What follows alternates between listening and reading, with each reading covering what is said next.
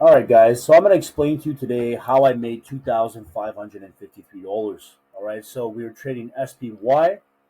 It is Tuesday, September 26, 2023.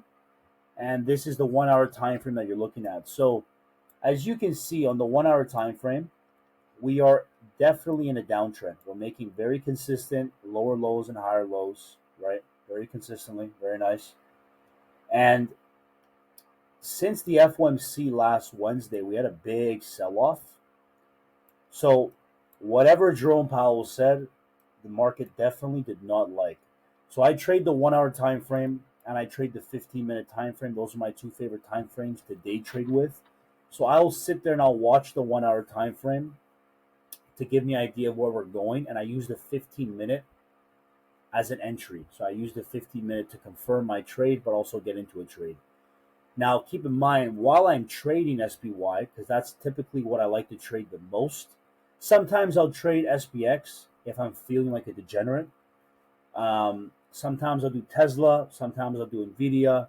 Sometimes I'll do QQQ as well. But I like SPY because I have a lot of experience with SPY. I've been doing SPY for a while. I'm comfortable with it. I know how it moves. I'm pretty good with it, I would say.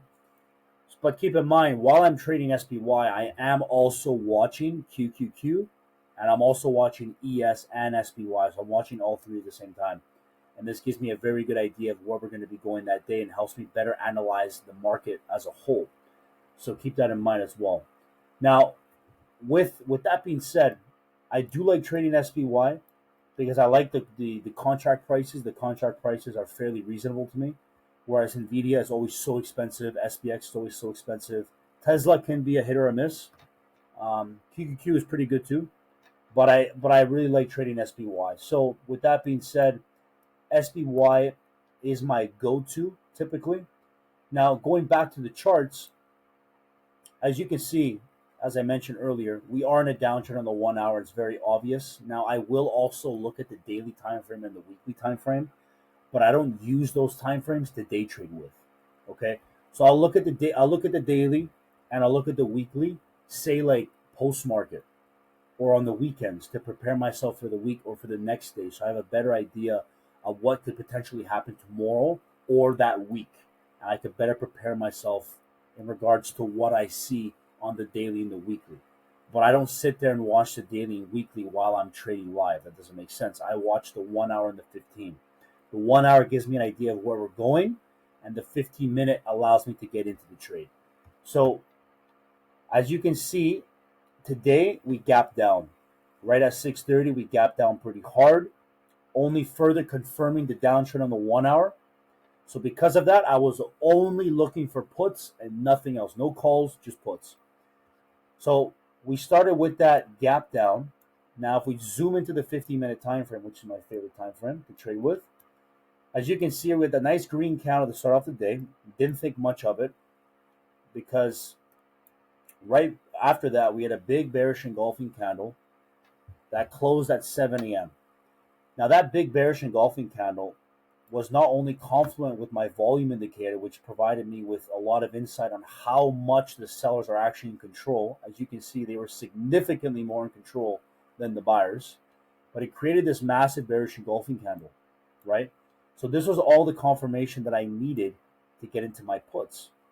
So what this suggested to me is that okay, we made a higher low here on the 15-minute time frame, and this bearish engulfing candle suggested that we were going to go for a lower low on the 15-minute, which in fact we did.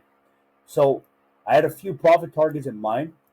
My first profit target was technically should have been 42838, but because it was so close and the volume was so heavy, I wasn't expecting a move that short. I was definitely expecting a much larger move.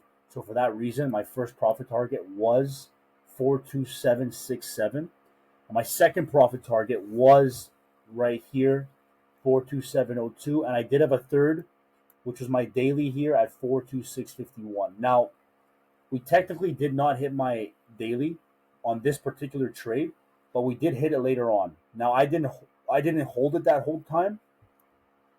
I sold 60% of my position here at 42767, and then the final 40% at around, yeah, right at 427.02.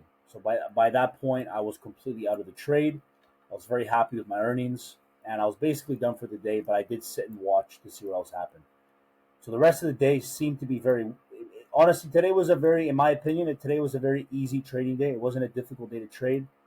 Um, there was definitely more opportunities today that did present themselves. For example, right here at 10:15, that would have been a beautiful trade right there, all the way from here down to there. That would have been a great trade.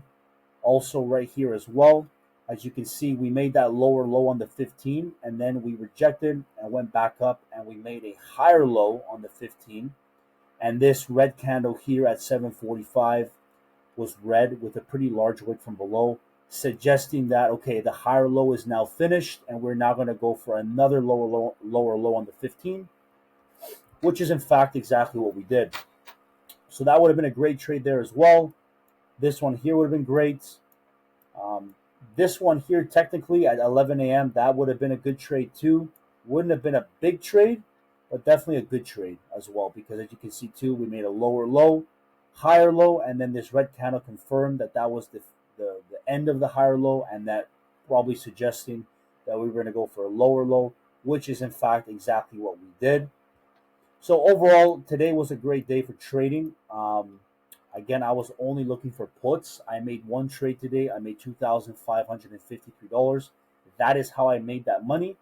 If you guys would like to learn more about my strategy and how I implement my strategy and how it works, I would be more than happy to explain it to you guys.